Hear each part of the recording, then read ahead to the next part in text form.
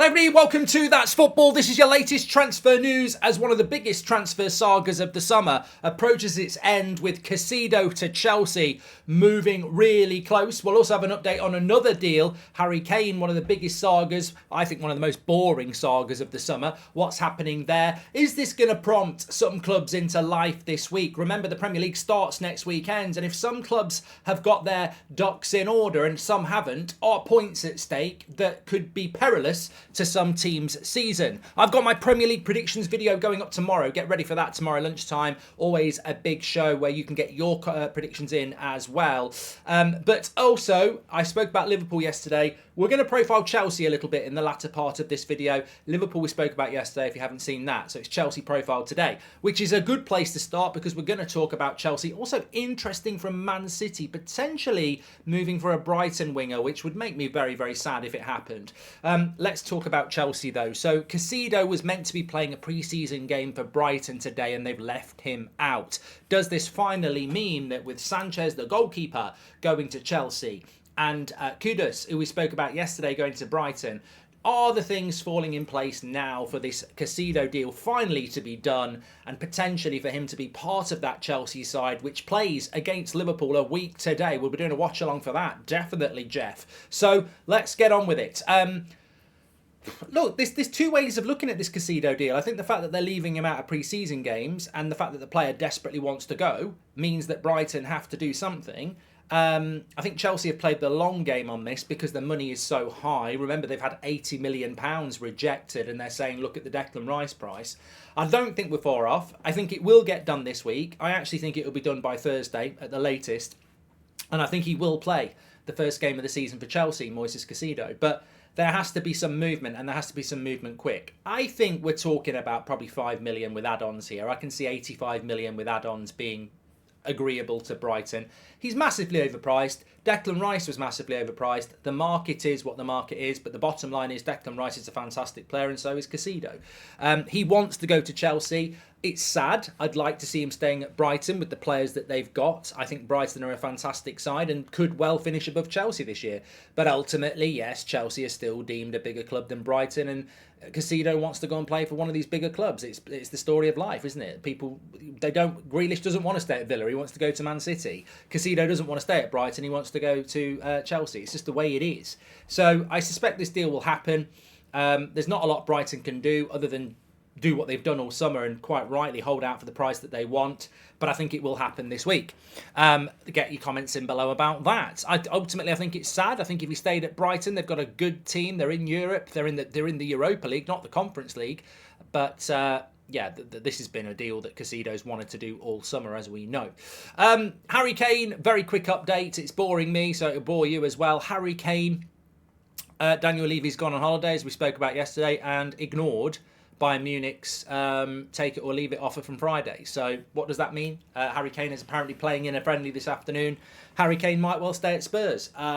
Look, people might say, go on, Daniel Levy, Bayern Munich up yours. But ultimately, if you don't take that money, it's 80 million that you're not getting, and he walks away for free next summer. So who's the real winner in this game? The real winner in this game could well be someone like Manchester United or Chelsea, who take Harry Kane next summer for nothing. And Spurs can't do anything about it because he's out of contract. So I think Spurs have done what Spurs do.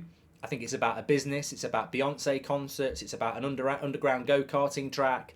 I don't think this is about what's best for the football club. I think what's best for the football club is that this was sorted before the season starts. And clearly it's not.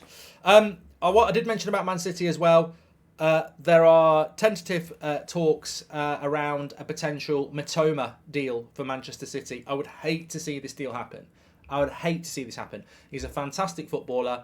I think he's absolutely perfect for Manchester City. Remember, Man City have been looking at Elise from Crystal Palace. Apparently, he might be going to Chelsea. Keep an eye on that. So Man City are definitely in the market for a wide player with Mahrez going. Mitoma is perfect for Man City. And I think if Pep Guardiola gets hold of him, I think it'd be a fantastic signing for them. I do not want to see that happening, but obviously we'll have to just keep an eye on that. And I do think, again, we spoke about Liverpool yesterday. Looking forward to the Premier League, I think Liverpool need to get moving on that Lavia deal because I still think Liverpool's midfield is a little bit shaky and Clearly, the season is about to start, and you don't want to be left short. You don't want to be left short. And I think a lot of clubs this week need to look at what they're doing. We've heard about West Ham and their struggles. I think they got stuffed in a friendly this weekend.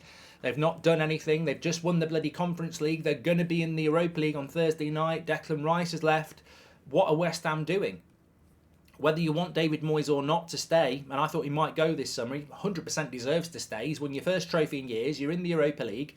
When are you going to spend some of the money? Because West Ham, look, I don't think they'll get relegated, but they were down there for a lot of last season, and they've got Europa League football to play as well. So West Ham need to spend money. Crystal Palace haven't really done a lot. Have Everton done enough? I think that a lot of people might be predicting certain clubs to go down, but I think there's a shock spot in that bottom three, and there might be a couple. So look, there's a lot of clubs that need to do business, and I think, look, I'd always be an advocate of saying, get your business done before the season starts. Let's wait and see. Anyway, I said we profiled Chelsea. We did Liverpool yesterday. Where do we put Chelsea? Get your comments in. So Chelsea, we've spoken about Caicedo being done, hopefully this week for Chelsea. I mean, I still think they need another striker. And I suppose that's the best place to start. Chelsea struggled last season scoring goals. I think we all know that. And even under Potter, who I thought needed time, you don't bring that type of manager in and then just sack him after a few months. They created a lot of chances, they didn't score, they didn't concede many chances. So Chelsea, look, it's a new manager, but taking into account last year, which can be difficult because if you did that with Ten Hag and compared him to United's previous season, it was night and day. But Chelsea's defence wasn't too bad last year. They need to score more goals, but sometimes when you try to score more goals, you open yourself up at the back. So I think with Chelsea, they are the most unknown quantity in the Premier League this year. Positives, good manager, lots of good players. Negatives, terrible season last year. Have they got enough goals in them? Positives, not in Europe at all, which gives Pochettino more time on the training ground. Negatives, Manchester United, Liverpool, Newcastle, Arsenal, Manchester City, Aston Villa, Brighton. All these teams are potentially good. And are Chelsea better than them? That's a big step forward. Again, I look at United. We were the worst. We had our worst ever Premier League points total when Erik Ten Hag took over, and we finished third and got to 2 cup finals. That was fantastic. But how much was that based on the fact that Liverpool and Chelsea fell off a cliff? Arsenal and Man City were way out ahead, and there was this big gap there in third and fourth, which Manchester United and Newcastle exploited because so many teams like Liverpool and Chelsea did poorly. If Liverpool are back, Arsenal stay there, Man City stay there, Man United stay there, Newcastle stay there, Villa and Brighton improve, it's really hard to predict where Chelsea is. I mean, Chelsea could finish 8th as much as they could finish 3rd. So I don't know is the honest answer with Chelsea. I think they're such a hard team to predict. If they solve their goal scoring problems, I can see them being in the mix for sort of 4th or 5th.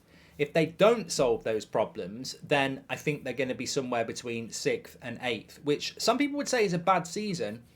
But Pochettino, like Ten Hag, was never going to solve all those problems. And one thing I would say about Chelsea and Pochettino is this season looks like it's going to be harder than last season. As I say, 3rd and 4th was up for grabs last year. That doesn't always happen in the Premier League, but 3rd and 4th was up for grabs last year. Is it up for grabs this year? I don't know whether it's as much up for grabs. I mean, maybe Liverpool will be as bad. Maybe Man United will fall off. Maybe Newcastle will fall off and Chelsea will just slip into that position. Chelsea need a good start to the season. And they need to use the fact that they've not got European football. If they do that, they'll get top 4. If it takes them time to adjust and they drop a few points, it'll be a long project for Pochettino. And they will get there. I think they will get back in amongst it. But will it be this season? They've got to stick with Pochettino. The fans have got to stick with Pochettino. And more importantly, Todd Bowley's got to stick with Pochettino. They've got the money. They've got the appetite. I think Todd Bowley's time as a Chelsea owner has been more about, over-eagerness. His heart's in the right place. He wants Chelsea to do well, but he's made some bad calls. They've got to go for stability and patience. That might be 6th this year, and you're in the Europa League. It might be.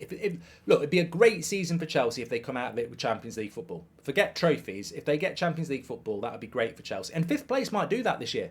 Coefficiency shit and all that. So Chelsea have got a chance of getting Champions League football.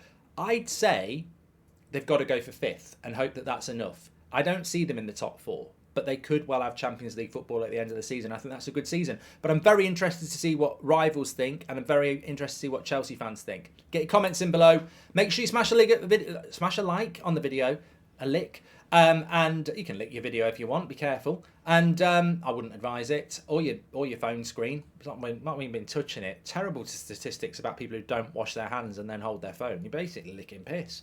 Thanks everyone for watching. Make sure you smash a like on the video and subscribe. We are on the road to 1 million. Big week ahead. Premier League predictions are coming tomorrow. Podcast brand new out on Tuesday. And obviously Friday we're back with the first Premier League game. So really excited. Make sure you smash a like and subscribe. Get involved with That's Football for the new season. It's all about you. It's all about community and fans. That's what we've always been about. And I can't wait for the interactive watch-alongs to be back. Speak to you all in a bit. Thanks for watching.